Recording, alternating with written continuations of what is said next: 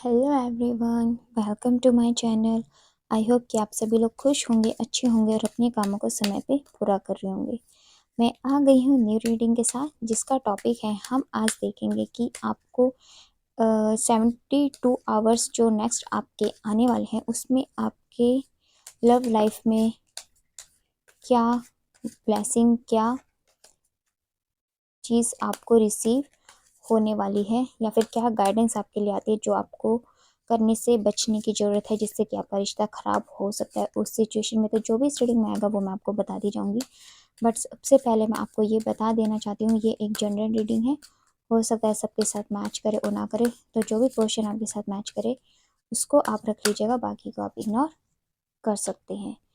चलिए, हमारे पास हमारे 3 कार्ड्स तो आ गए हैं एंड फोर्थ कार्ड भी हमारे पास यहाँ पे आ गया है। और यहाँ पे हमारे पास बॉटम ऑफ द टेक्स्ट से जो कार्ड आया है वो है एडजस्टमेंट्स आर रिक्वायर्ड।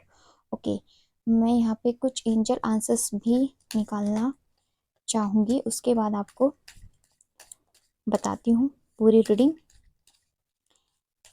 कि आपका टाइम नेक्स्ट 72 आवर्स कैसा रहने वाला है, क्या चीज़ आपको करनी चाहिए और किन चीज़ों से आपको यहाँ पे बचने की ज़रूरत है। ओके, तो हमारे पास यहाँ पे 2 कार्ड्स आ गए हैं। Meditation brings answer and choose a new direction.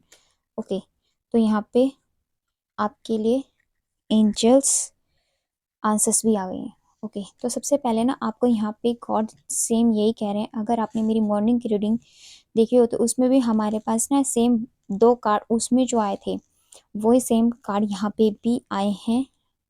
तो सबसे पहले यहाँ पे ना मैं आपको ये बता देना चाहती हूँ कि आपको अपनी लाइफ में सबसे पहले तो अपने रिश्ते को बैलेंस करने की ज़रूरत है और अपने रिश्ते के लिए साथ में भगवान से निरंतर रूप से प्रार्थना करने की भी ज़रूरत है। क्योंकि ऐसा इसलिए हो रहा है क्योंकि आप ना जिस रास्ते पे चल रहे हैं उस रास्ते पे हो सकता है कि अभी आपके बहुत ज़्यादा कठिनाइयाँ चल रही है, जिसकी वजह से आप गॉड से निरंतर रूप से यहाँ पे आपको ये गाइडेंस दे रहे हैं गॉड कि आपको मेडिटेशन करने की ज़रूरत है, उनसे प्रार्थनाएं करने की ज़रूरत है। अगर किसी सिचुएशन में आपको ऐसा लगता है कि आपके हाथ में वो नहीं है तो आप उसी टाइम उस सिचुएशन को गॉड को सरेंडर कर दो और उसके बाद आप देखना फिर एकदम से आपकी जो भी चिंताएं हैं ना वो गॉड के पास चली जाएंगी। तो सबसे पहले गॉड आपको नेक्स्ट 72 आवर्स के लिए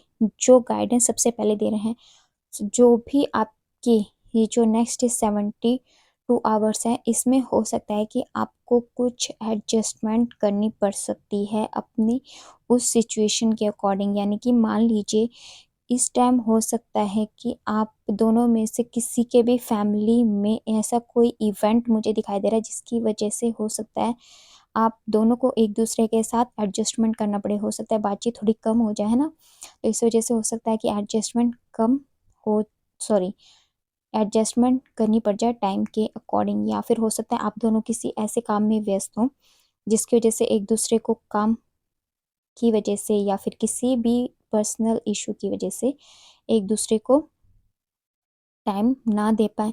तो उसके लिए यहाँ पे सबसे पहले गॉड आपको ये गाइडेंस दे रहे हैं कि अगर इस तरह की सिचुएशन हो ना तो आपको चिंता करने की बिल्कुल भी ज़रूरत नहीं है। क्यों नहीं है? क्योंकि ये जो कम्युनिकेशन है, आपका जो रिलेशन है वो तो आपके पास ही है, वो तो आपके पास आएगा ही आएगा। बट टाइम आपको ये कह रहा है कि आपको कुछ टाइम एडजस्ट करने की ज़रूरत है, क्योंकि काम तो सबके साथ हो सकता है ना किसी भी टाइम, और सिचुएशंस किसी के भी हाथ में नहीं होती। तो उस टाइम के अकॉर्डिंग ही आपको गॉड कह रहे हैं कि आपको एडजस्ट करने की यहाँ पे ज़रूरत है। सही टाइम के ऊपर आपको वो जो कम्युनिकेशन है आपके पास टाइम पर आ जाएगा।